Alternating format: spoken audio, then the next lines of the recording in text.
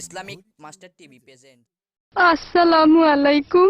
আমার নাম মরিয়ম উম্মে শরীফ। আমি আয়ারল্যান্ড থেকে এসেছি, পেশায় একজন ফিজিওথেরাপিস্ট। আলহামদুলিল্লাহ, আমি ইসলাম ধর্ম গ্রহণ করার একটা সুযোগ পেয়েছি। আমার প্রশ্নটা হলো, আমার বাবা কখনোই সুযোগটা পাননি, আর শিরক হলো সবচেয়ে বড় গুনাহ। আমি জানতে চাচ্ছি এমন কোন দোয়া কি আছে যেটা আমি আমার বাবার জন্য করতে পারি, যাতে তার গুনাহ ক্ষমা করে দেওয়া হয়।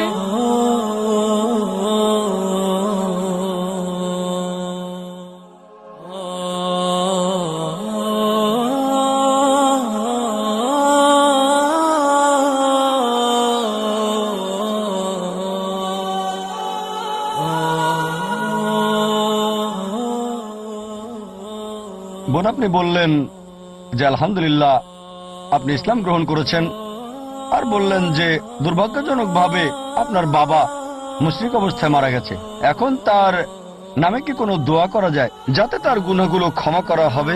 পবিত্র কোরআনে সূরা নিসা অধ্যায় 4 আয়াত 48 বলা হয়েছে, সূরা নিসা অধ্যায় 4 আয়াত 116 বলা হয়েছে যে আল্লাহ যদি চান তিনি যে কোনো গুনাহ ক্ষমা করতে পারেন, তবে তার সাথে শরীক করা কখনোই ক্ষমা করবেন না।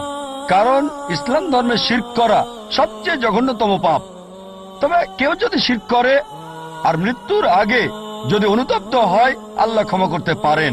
কিন্তু মুশরিক অবস্থায় মারা গেলে তার দোজখের অধিবাসী হওয়া ছাড়া কোনো উপায় নেই। এ ব্যাপারে পবিত্র কোরআনে বলা হয়েছে যে ইব্রাহিম আলাইহিস সালাম, নবী ইব্রাহিম তার বাবার জন্য দোয়া করেছিলেন যে ছিল মুশরিক।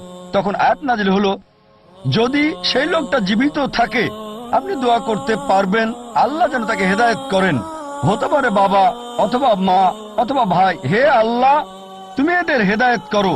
কিন্তু মুশরিক অবস্থায় মারা গেলে, যদি জানেন মুশরিক অবস্থায় মারা গেছে, তার জন্য দোয়া করতে পারবেন না। আপনি দোয়া করতে পারেন যে হে আল্লাহ, হে সর্বশক্তিমান, আমার সন্তানদের তুমি মুসলিম বানিয়ে দাও যারা আল্লাহর কাছে আত্মসমর্পণ করবে।